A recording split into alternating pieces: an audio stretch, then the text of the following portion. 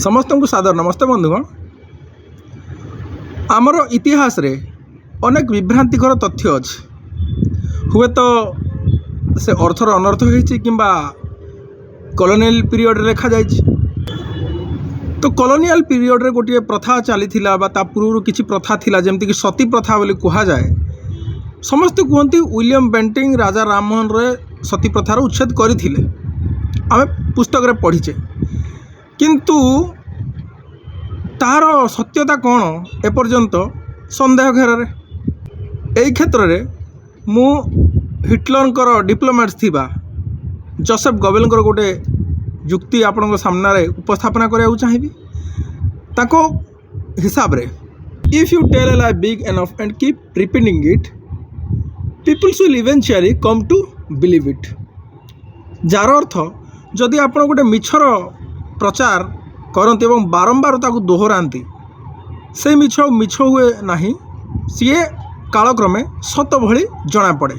ठीक सेमिति सती प्रथा अन्यान्य कष्ट जो थिला ताहा वर्तमान सत्य ही।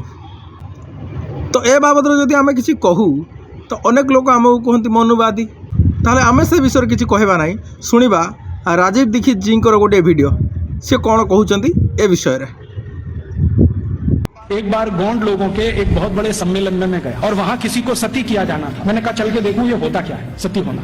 तो वहां हुआ ये था कि एक महिला के पति का देहांत हो गया, स्वर्गवास हो गया। तो मैंने देखा कि उसकी पत्नी आती है और उसके चारों तरफ प्रदक्षिणा करती है और संस्कृत के मंत्र बोलते हैं। तो मंत्रोच्चार हो रहा है, पत्नी उसकी प्रदक्षिणा कर रही है। तो एक चक्कर उसने लगाया, सबके सामने हाथ जोड़कर कहा कि आज मेरे पति का स्वर्गवास हुआ है, समाज में ऐसा कौन सा समूह है जो मेरी सुरक्षा की जिम्मेदारी लेगा।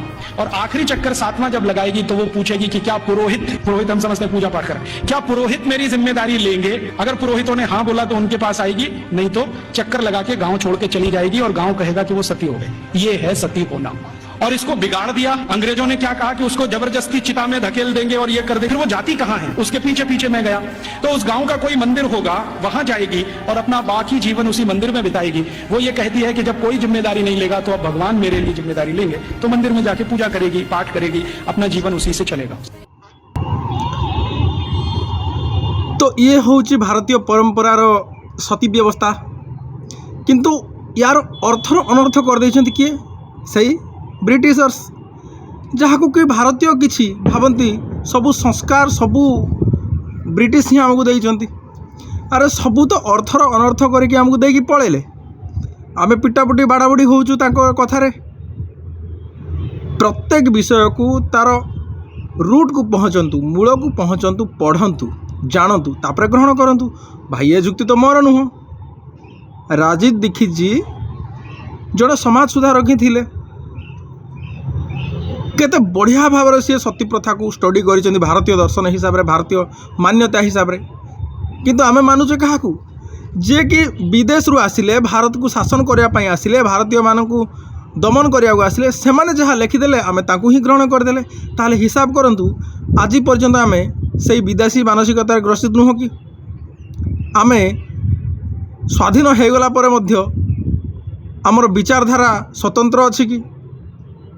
तो निजे स्वतंत्र हुंतु, निजर शास्त्र निजर कल्चर को पढ़ंतु, रूट को पढ़ंतु। इतिहास जदि पढ़ुचंती समकालीन प्रूफ्स देखंतु, कंटेम्परारी सोर्स खोजंतु, तापरे कहंतु। एमि तो अनेक तथ्य अच्छी, अनेक केवल डिस्टर्शन करा अर्थर अनर्थ करा। ठीक अच्छे बंधुगण, आज तो गोटे कथा ही मुझे कहली जे दोष पुणी मो उपर देदेवे किसी भाई आ कौ मैंने देवे से माने ही देवे जो माने कि ब्रिटिशर्स को भारी भल पाती। इंग्रेज आसिला परे भारत सबू उन्नति हो गला। इंग्रेज माने ही भारत प्रतिष्ठा करथिले। ता पूर्व तो भारत देश किछि नथिला, से माने ही कहबे। ठीक अच्छे भाई, आज विदाय दिंतु। नमस्ते, जय भारत, भारत माता की जय।